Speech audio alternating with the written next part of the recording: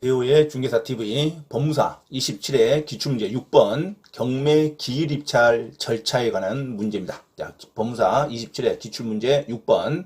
자, 경매 기일 입찰 절차에 관련된 설명 중 가장 옳지 않은 것을 물어봤습니다. 아주 쉬운 문제죠. 경매 기일에 한 번씩은 다 참여해 보셨겠죠. 경매 기일에 대한 입찰 절차에 관련된 문제를 자, 상식선에서 또는 실무선에서 문제를 낸 겁니다. 자, 경매 기일이라는 것은 그날 법정에 참여해서 입찰표를 작성해서 1등 매수 허가 결정이 나오는 그날까지를 경매 기일 입찰 절차라 그럽니다.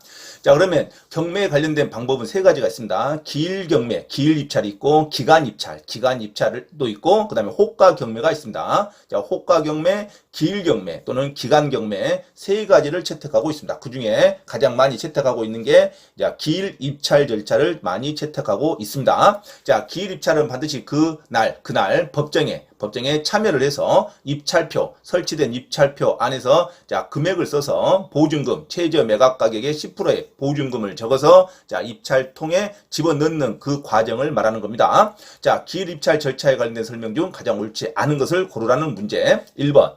매수 신청 보증에 관한 원칙은 자, 매수 신청 보증이죠. 매수 신청 보증에 관한 원칙은 입찰 절차에서 요구되는 신속성, 명확성 등을 감안할 때 획일적으로 적용되어야 합니다. 그래서 매수 신청 보증에 관한 금액은 자, 최저 매각 가격의 10%를 반드시 자, 집어 넣어야 됩니다. 최저 매각 가격의 10%, 현금 또는 수표 또는 보증 증서 이 셋 중에 하나를 반드시 입찰 그 봉투에 같이 집어 넣어야 됩니다. 자, 매수 신청 보증에 관한 원칙은 입찰 절차에서 요구되는 신속성, 명확성 등을 감안할 때 획일적으로 적용되어야 하고 입찰자가 제공한 보증의 미달액이 극히 근소한 20원에 불과하면 이건 무효입니다.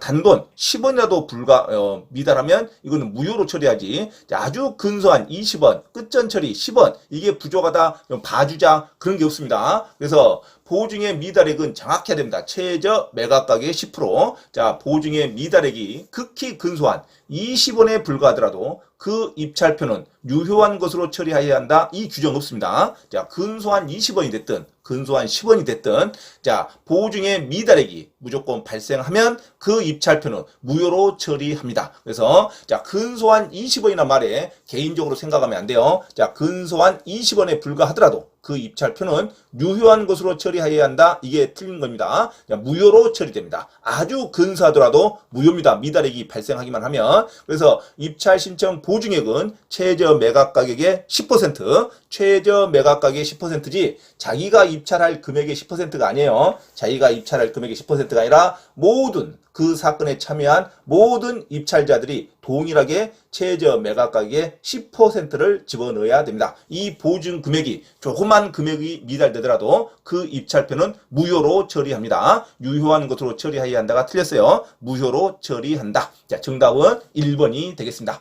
자, 2번부터는 다 맞는 말이죠. 기일 입찰의 입찰 장소에는 입찰자가 다른 사람이 알지 못하게 입찰표를 적을 수 있는 설비를 갖추어야 합니다. 그래서 모든 지방법원의 경매 기일 법정 안에는 자, 입찰표, 입찰 설치, 투표함 같이 설치되는 칸막이가 있어서 투표함 같이 설치되는 독립된 공간이 마련되어 있습니다. 그래서 모든 입찰자가 다른 사람이 알지 못하게 입찰표를 적을 수 있는 설비를 갖춰야 한다. 당연한 말이죠. 그 다음에 3번. 자, 채무자와 그 다음에 매각 절차에 관여한 집행관, 그 다음에 매각 부동산을 평가한 감정인, 감정평가법인이 감정인일 때는 그 평가법인 소속의 감정평가사 전부가 해당합니다. 그래서 집행관, 감정인, 그 다음에 채무자 이 사람들은 입찰기일 매수 신청을 할 수 없습니다. 자기들이 관여했잖아요. 자, 그래서 그 물건에 대해 너무나 잘 알기 때문에 최고가를 쓸 수 있는 확률이 높다 이거죠. 그래서 채무자는 그 집이 부도난 사람이죠. 자기가 돈을 못 내서 경매가 진행되는데 그 채무자가 다시 자기 집을 살려고 경매 신청할 수는 없습니다. 그래서 집행관, 감정인 이 사람들은 자, 입찰기일 매수 신청을 할 수 없습니다. 그 다음에 4번도 연결돼서 미성년자도 입찰기일에 참가할 수 없습니다. 자, 미성년자를 대리해서도 참가할 수 없습니다. 자, 미성년자 이름으로는 입찰 1등으로 경매를 낙찰받을 수 없습니다. 자, 미성년자는 경매 부동산을 매수할 수 없고 설사 매수인이 되었다 할지라도 이러한 매수 행위는 무효로 할 것입니다. 그래서 미성년자 신분증 다 확인합니다. 그래서 만으로 19세 미만자 미성년자는 부동산을 매수할 수 없고 설사 매수인이 되었다 할지라도 이러한 매수 행위는 무효라 할 것이다. 그래서 입찰 참여할 수 없는 자 크게 4사람, 채무자, 그 다음에 집행관, 그 다음에 자 감정인, 그 다음에 미성년자. 미성년자는 입찰 기일에 참가할 수 없고 매수인도 될 수 없다고 할 것입니다. 자, 미성년자가 매수인이 됐다면 자 경매 이의 신청을 해서 무효로 판가름 납니다. 그래서 미성년자가 매수인이 됐다 할지라도 이러한 매수 행위는 무효라 할 것이다.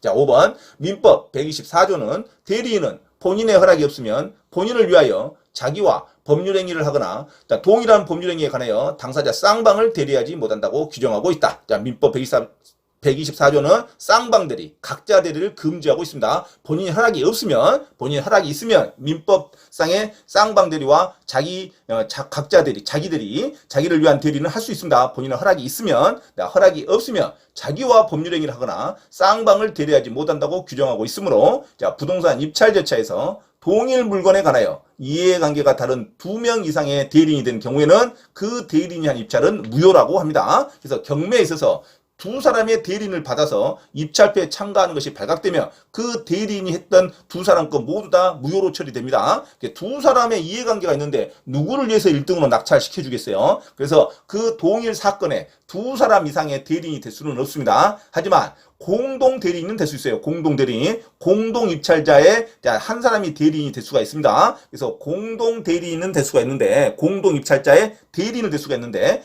자, 2사람이 각각이 독립적인 한 사건에서 한 사람의 대리인을 선임하면 안 됩니다. 누구를 위해서 1등 매수자가 될지 활동할 수가 없죠. 그래서 민법 124조의 쌍방 대리와 자기 관련된 대리 금지 규정은 자기 대리와 쌍방 대리 금지 규정은 경매에서 엄격하게 적용된다. 그래서 경매에 있어서는 2명 이상의 대리인이 된 경우에는 그 대리인이 한 입찰은 무효라고 할 것입니다. 그래서 2명 이상의 대리인이 될 수는 없습니다. 하지만 공동 입찰자의 포괄적인 대리는 될 수가 있습니다. 자, 이상 민사집행법 부동산 경매 기일 입찰 절차에 관련된 설명 옳지 않은 거. 자, 매수 신청 보증 최저 매각 가격의 10%. 자, 아주 그 보증 금액이 아주 근소한 20원 차이에 불과하더라도 그 입찰표는 무효로 처리해야지 아주 근소하니까 봐준다 이런 규정은 없습니다. 엄격하게 적용된다. 신속성, 명확성 등을 감안할 때